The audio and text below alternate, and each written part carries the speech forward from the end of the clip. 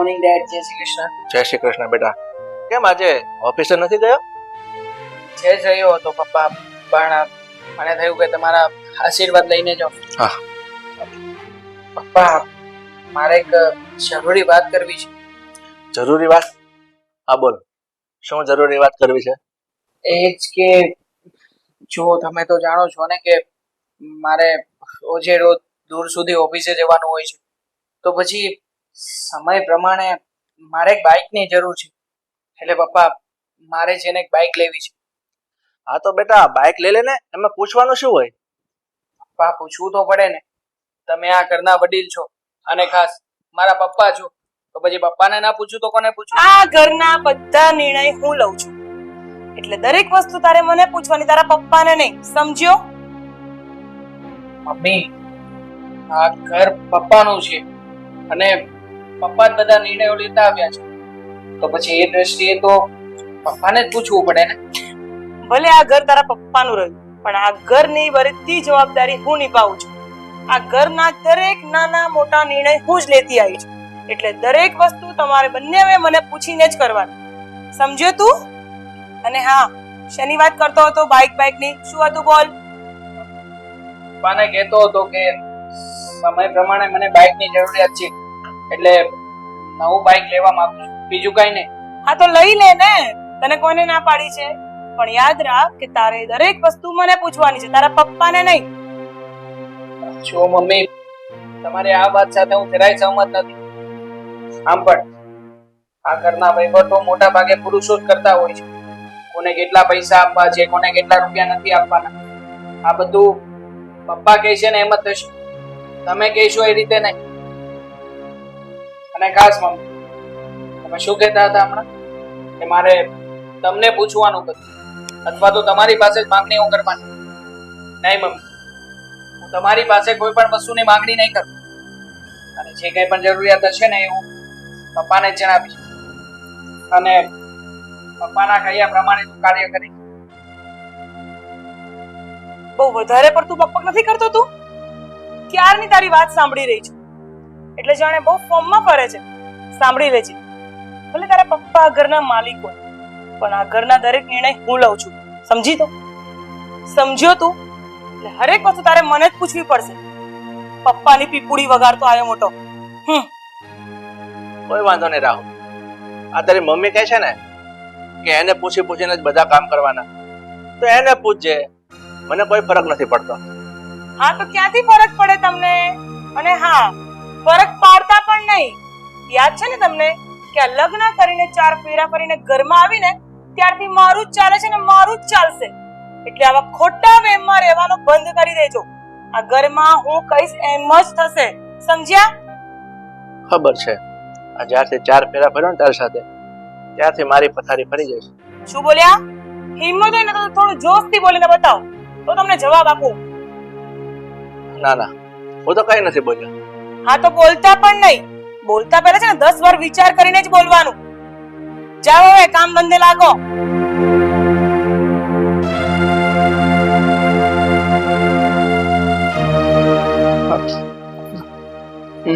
Mummy, એ બધું તો ઠીક, પણ વચ્ચે મારી બાઇકની વાત તો રહે જ ગઈ ને. એક વસ્તુ સમજી લે તું પણ, દરેક વસ્તુ તને હું અપાઈશ, પણ તારે છે ને મને જ પૂછવાનું. સમજ્યો? બાઇક તો શું ચીજ છે, તું જે માંગે તને અપાવું, પણ પહેલા કોને પૂછવાનું? મમ્મીને. હા બરાબર ને? બધી જગ્યાએ મમ્મીને જ માન સન્માન અને બધું ઘરનો વહીવટ મમ્મીના હાથમાં જ. બસ જેટલો જલ્દી સમજી ગયો ને એટલું વધારે સારું છે તારા માટે. ઠીક છે, હવે હું જાઉં. હા, આશીર્વાદ આપો. જય શ્રી કૃષ્ણ. જય શ્રી કૃષ્ણ. તારો ચેક રેડી રાખું છું, લઈ જાજે. જાઓ.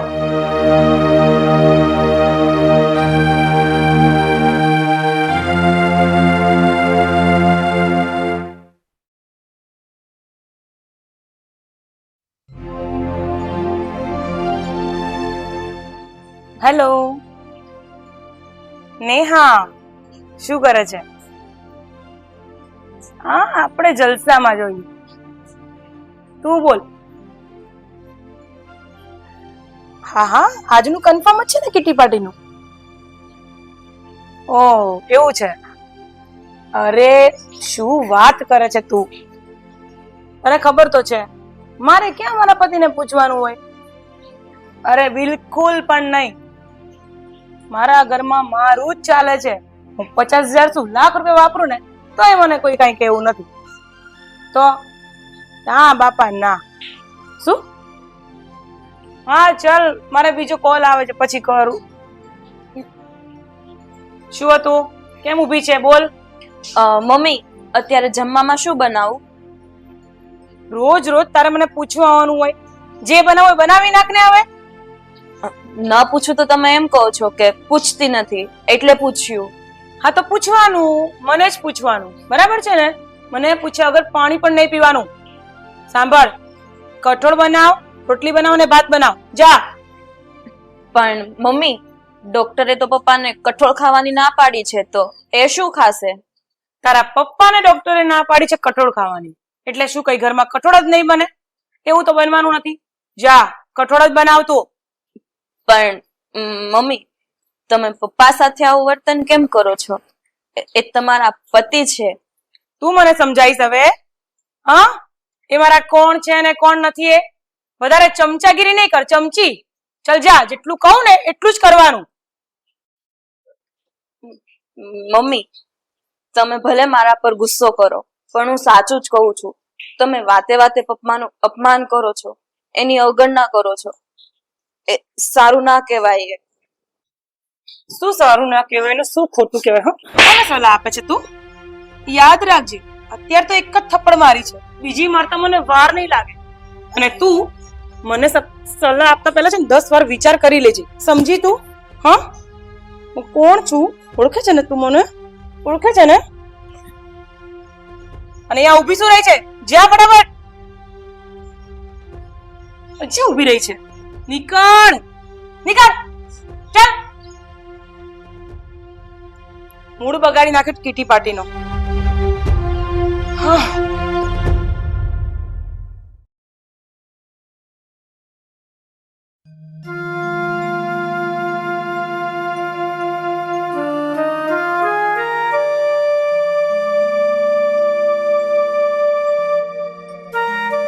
કેમ, શું થયું છે?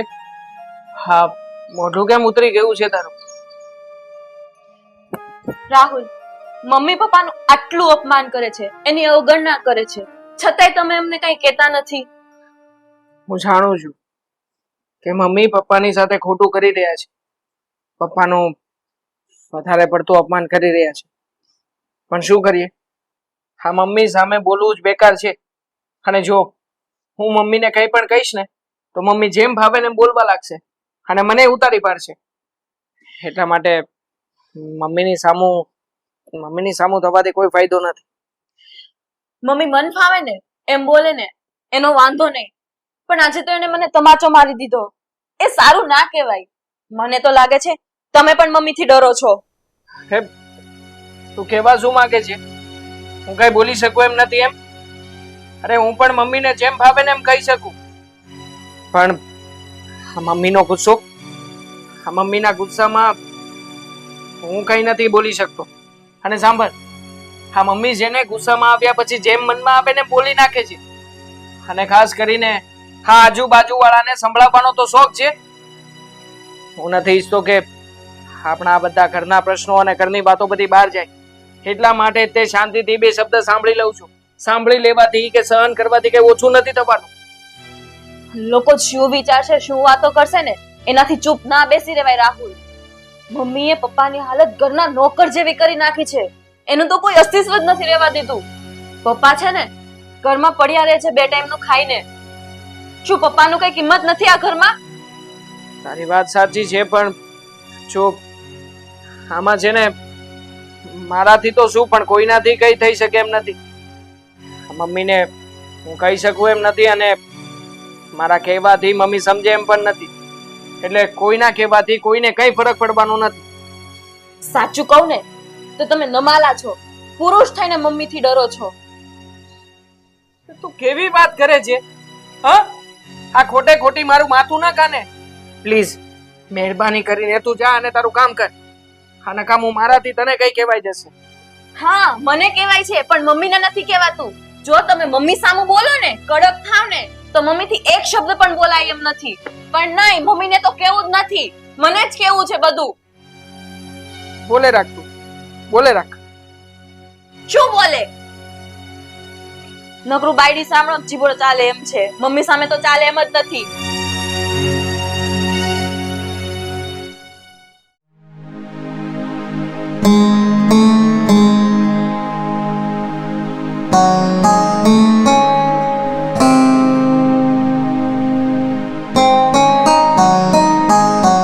પપ્પા શું થયું?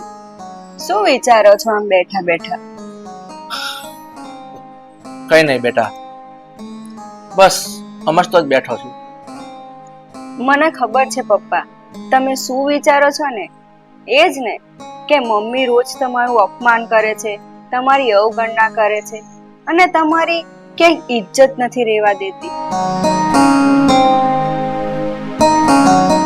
પપ્પા સાચું કહું ને તો આમાં તમારી જ ભૂલ છે. આ બધું છે ને તમારા લીધે જ થયું છે.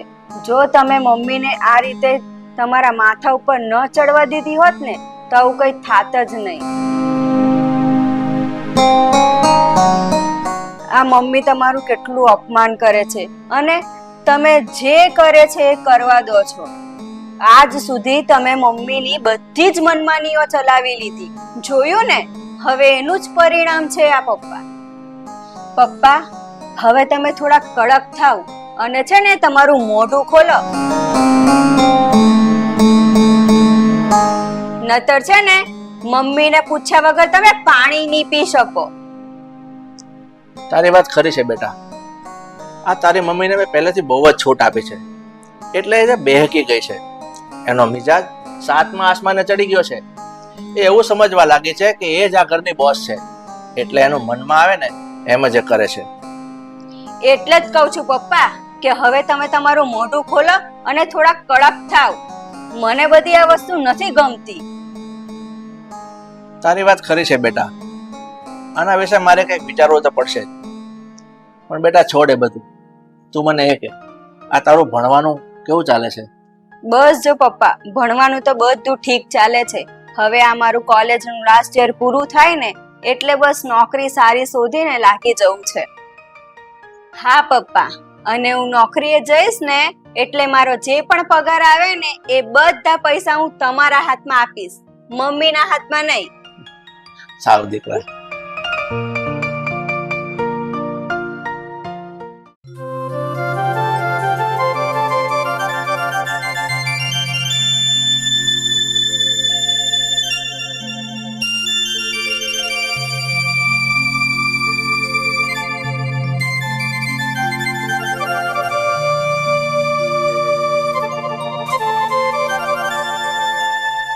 ક્યાં ગઈ હતી તું?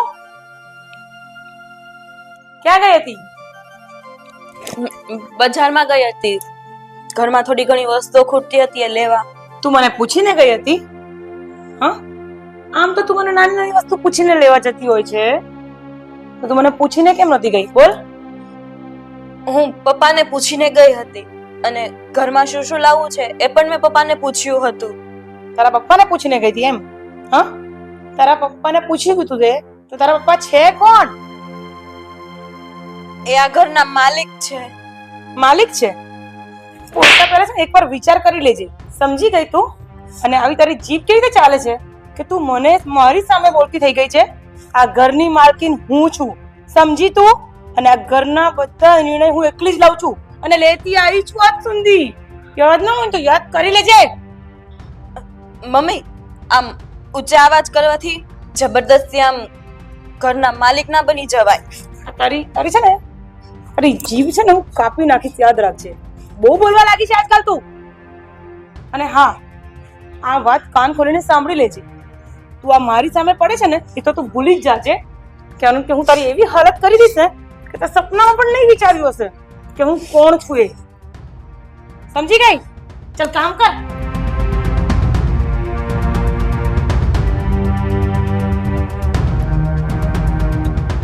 મમ્મી, હું તમારાથી ડરતી નથી.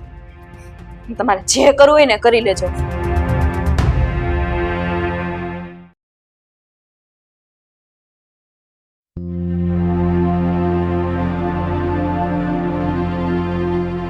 વાહ, ઘરમાં આટલી મોટી રામાયણ કરીને મહાભારત કરીને શાંતિથી બેઠા છો. ઊભા થાઓ. પણ શું છે?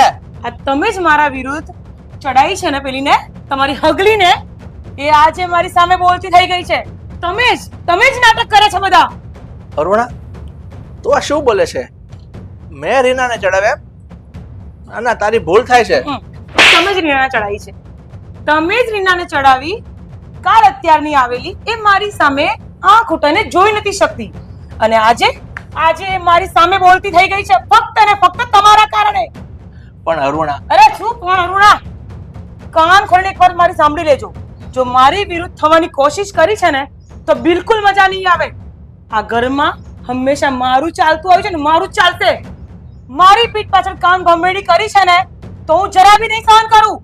અને મારી સામે શું જોવો છો? હા, આજ પછી જો મારી વિરુદ્ધ જવાની કોશિશ પણ કરી છે ને તો હાલત ખરાબ કરી નાખીશ. યાદ રાખજો.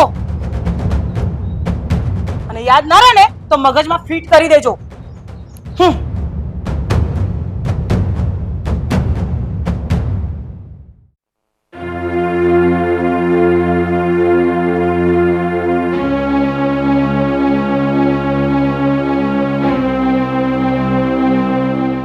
ભાઈ, હવે તો હદ થઈ ગઈ છે.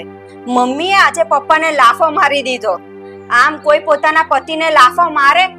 સાવ છે ને પપ્પાની ઇજ્જત કાઢી નાખી છે. ઘરમાં એમનું કોઈ માન સન્માન નથી રહેવા દીધું. ભાઈ, હવે ધરતીનો છેડો આવી ગયો છે. પાણી માથા પરથી જતું રહ્યું છે. હવે તો આપણે છે ને પપ્પાને જગાડવા જ પડશે. આવી રીતે છે ને રોજ રોજ નહીં ચાલે. આમ તો મમ્મી છે ને પપ્પાને ઘરનો નોકર બનાવીને રાખશે. હા રાહુલ, અંજલિબેન સાચું જ કહે છે. આ મમ્મીની ગુસ્તાખી છે ને ના ચલવી લેવાય. પોતાના પતિ ઉપર હાથ ઉપાડો એ સારું કહેવાતું હશે કઈ? ના જ સારું કહેવાય. અને આ બાબતને ચલાવી પણ ના લેવી જોઈએ. જો હું તમારા બંનેની વાત સાથે સહમત છું. આપણે લોકો એક કામ કરીએ, અત્યારે પપ્પાની પાસે જઈને પપ્પાને બધી વાત કરીને સમજાવીએ અને કહીએ કે જો આમને આમ ચાલતું રહેશે ને તો એક દિવસ આ ઘર જેવું નહીં રહે, બરબાદ થઈ જશે ઘર. ગમે એમ તોય પપ્પા આ ઘરના મોભી છે અને ઘરમાં પપ્પાનું જ વર્ચસ્વ ચાલવું જોઈએ. પણ આ મમ્મી કોઈ વાતે માનવા તૈયાર નથી ને, એટલે આજે તો આ વાતનો નિવેડો આવીને જ રહેશે. ચાલો બને મારી સાથે.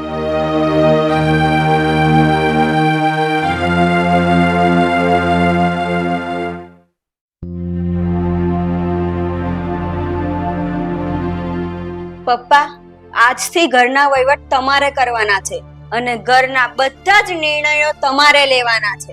હાલો પપ્પા, તિજોરીની ચાવી. વાહ, બહુ સરસ. તારી હિંમત કેવી રીતે થઈ મારી ચાવીને હાથ લગાવવાની? આ ચાવી વર્ષોથી મારી જોડે રહેતી હતી અને રહેશે, સમજી તો? બહુ મનમાની કરી છે તે. બહુ બધાને નચાવી લીધા ને તે. પણ હવે તારી આ ઘરમાં એક નહીં ચાલે. તમે મારી પર હાથ ઉપાડો છો? હા, તારી પર હાથ ઉપાડો છું. બીજી વખત તું આ ઘરની માલકીન સમજે છે? હે? બીજો લાખો. શું તું આ ઘરમાં બધાની બોસ થઈને ફરે છે? બહુ અપમાન કરી લીધું તે મારું. પણ હવે નહીં. હવે તારો એક પણ શબ્દ નહીં ચલાવું તારી મનમાની. અને ખબરદાર જો કોઈને એક પણ શબ્દ કીધો છે તો. અને બેટા, આનો એક પણ શબ્દ, કોઈ પણ વાત આપણે નથી માનવાની. હવે મારી સામે શું જોવે છે? આ ઘરમાં બધા પોતપોતાની રીતે જીવશે. તારું કયું કોઈ નહીં કરે. અને બેટા, આજ પછી કોઈ આની વાતમાં નથી આવવાનું. બધાએ પોતાની રીતે સ્વતંત્ર રીતે જીવવાનું થશે. બરાબર છે બાપુ. વાહ પપ્પા વાહ, આજે તો તમે રંગ લાવી દીધો. આજે તમે ખરા અર્થમાં બતાવ્યું છે કે તમે જ આ ઘરના માલિક છો. હવે જોઉં છો શું? જાઓ તમારા રૂમમાં. હા, હવે જાઓ મમ્મી, આરામ કરજો તમે. અને આમ પણ હવે પછી ઘરમાં બધા જ નિર્ણયો મારા પપ્પા લે છે, એટલે તમારું આ ઘરમાં ક્યારેય કઈ ચાલવાનું નથી. હા, જાઓ.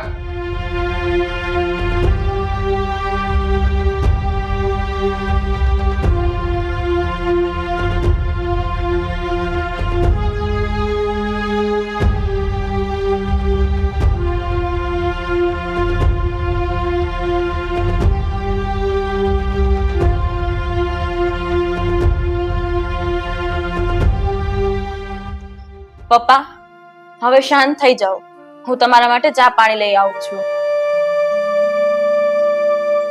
પપ્પા, આ મમ્મીના કર્યાની બરાબર સજા આપી છે તમે.